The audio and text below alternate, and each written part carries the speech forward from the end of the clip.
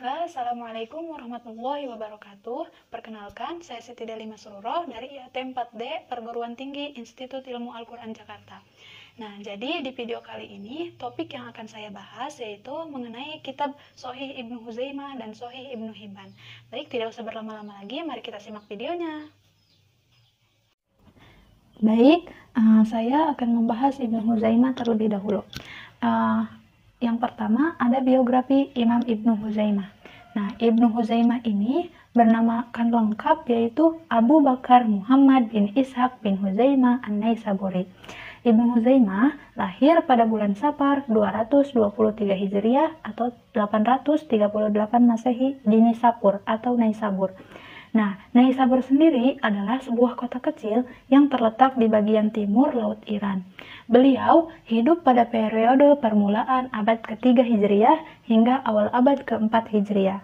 Nah, Ibnu Huzaimah ini lahir pada masa kekhalifahan Abbasiyah yang dipimpin oleh Khalifah Al-Ma'mun, yang mana wafat pada 218 Hijriah atau 833 Masehi.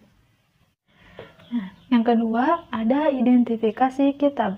Nah, nama kitab Shahih Ibnu Huzaimah adalah Al-Musnadus Shahih Al-Muttasil Binaqal Al-Adal Min Ghairi Qat'in Fi Sanad Wala Jarhin Fi Naqalah. Maksudnya adalah musnad yang sahih dan bersambung dengan penukilan orang-orang yang adil, tanpa ada keterputusan pada sanad dan tanpa aib pada orang-orang yang meriwayatkannya. Kemudian, kitab Shahih Ibnu Huzaimah ini berisi banyak sekali hadis. Tetapi, jika dilihat isi dari hadis-hadisnya, kitab Shahih Ibnu Huzaimah ini berisi seputar fikih dan hukum-hukum. Nah, naskah-naskah cetakan Shahih Ibnu Huzaimah yang beredar ini merupakan manuskrip, yang mana manuskrip tersebut ditemukan pada abad 6 atau 7 Hijriah di toko Kitab Ahmad Salis, Istanbul, Turki. Nah, manuskrip ini berjumlah 311 halaman. Dari setiap halamannya terdiri dari 25 sampai 31 baris. Adapun sistematika penyusunannya, naskah cetakan kitab Shahih Ibnu Huzaimah ini terdiri dari 4 jilid atau 4 juz. Dari keseluruhan jilid tersebut dibagi menjadi 7 kitab. Maksudnya kitab di sini adalah bagian dari buku.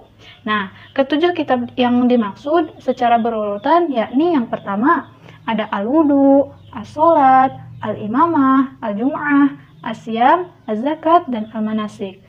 Nah, setiap kitab ini dibagi menjadi beberapa bab sesuai dengan jumlah yang berbeda-beda untuk setiap kitabnya, yakni antara 100 sampai 500 bab.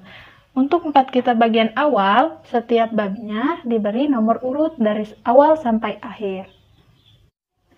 Baik, pembahasan selanjutnya yaitu Imam Ibnu Hibban. Yang pertama, ada biografi Imam Ibnu Hibban.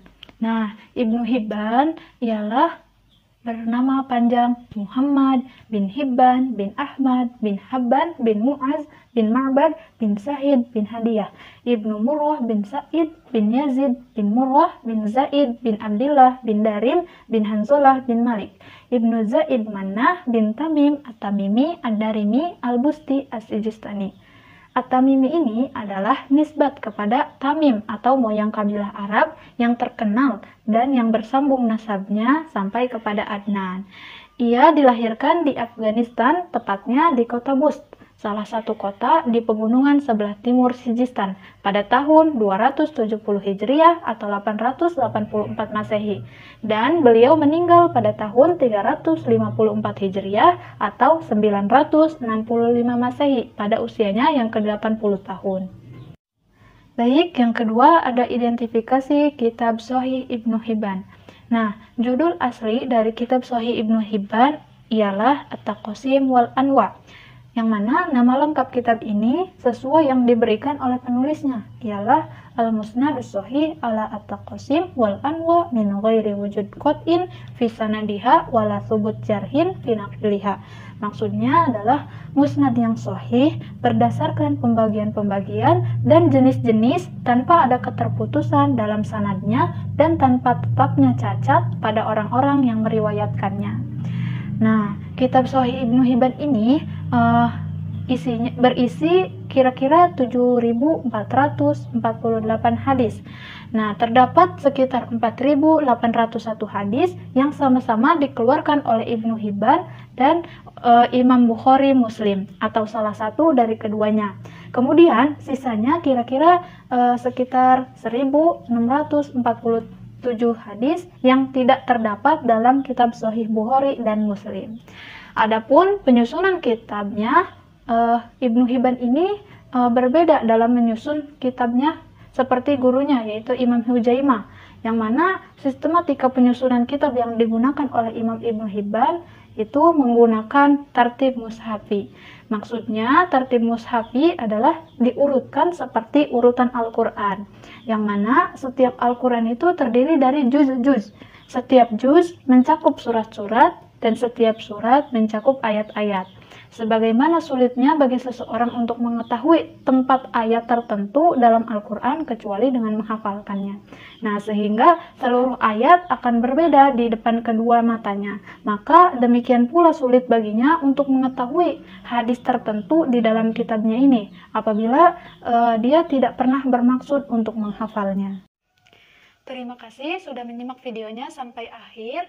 Selanjutnya, saya Siti Deli Masruroh, pamit undur diri. Kurang dan lebihnya mohon dimaafkan. Billahi taufiq wal hidayah. Wassalamualaikum warahmatullahi wabarakatuh.